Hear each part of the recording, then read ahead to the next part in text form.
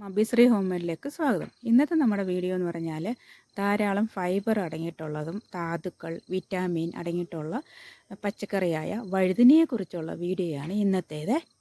കണ്ടോ, ഈ വഴുതനയിൽ മുള്ളുണ്ട്. കണ്ടോ, ഈ ഇലയിലൊക്കെ മുള്ളുണ്ട്, ഇവിടെയും ഉണ്ട്, ഇതിൻ്റെ അടിവശവും ഉണ്ട്. അതുപോലെ തന്നെ ഈ വഴുതനയിലാണെങ്കിൽ മുള്ളില്ല, ഇലപ്പുള്ളി രോഗമില്ല, ഇല മഞ്ഞളിപ്പില്ല, ഒന്നുമില്ല. കണ്ടോ, മണ്ണൊക്കെ മാറ്റിയിട്ടുണ്ട്. ഇനി റൗണ്ടിന് നമുക്ക് വളം ഇട്ട് കൊടുക്കാം. ഒത്തിരി വേണ്ട, കുറച്ചിട്ട് കൊടുത്താൽ മതി.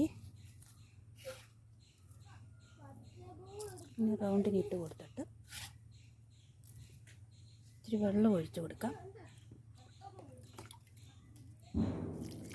3 വഴുതനയുണ്ട്, നമുക്ക് 3നും ഒഴിച്ച് കൊടുക്കാം.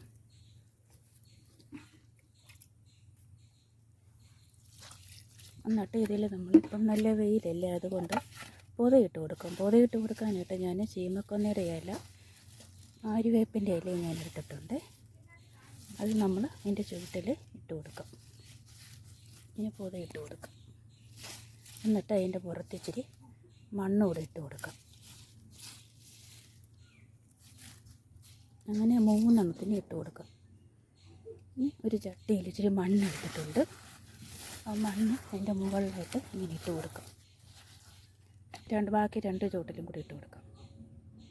ഈ ചുവട്ടിൽ ഞാൻ 3-4 ദിവസത്തിന് മുന്നേ വളമിട്ട് കൊടുത്തതാണ്. ഇന്ന് അതിൻ്റെ ചുവട്ടിൽ ഞാൻ കടലപ്പിണ്ണാക്കും വേപ്പൻ പിണ്ണാക്കും പുളിപ്പിച്ച വെള്ളമാണ് ഒഴിച്ച് കൊടുക്കാൻ പോകുന്നത്. ആര്യവേപ്പിൻ്റെ ഇലയും ചീമക്കൊന്നയുടെ ഇലയും മഞ്ഞൾപ്പൊടിയും കൂടി മിക്സ് ചെയ്ത് സ്പ്രേ ചെയ്ത് കൊടുക്കാം. ഇപ്പോൾ ഇലകൾക്ക് കീടശല്യം ഒന്നുമേ ഇല്ല. കടലപ്പിണ്ണാക്ക് വേപ്പൻ പിണ്ണാക്കൊക്കെ പുളിപ്പിച്ച വെള്ളമാണ് അതിൻ്റെ ചുവട്ടിൽ നമുക്ക് ഒഴിച്ച് കൊടുക്കാം. ഓരോ കപ്പാണ് നമ്മൾ ഒഴിച്ച് കൊടുക്കുന്നത്. എത്ര ചെടികളുണ്ടോ ആ ചെടി അനുസരിച്ച് നമുക്ക് എടുത്താൽ മതി. ഞാൻ 1 കപ്പ് പുളിപ്പിച്ച വെള്ളത്തിന് 3 കപ്പ് വെള്ളം മിക്സ് ചെയ്താണ് ഞാൻ ഒഴിച്ച് കൊടുക്കുന്നത്.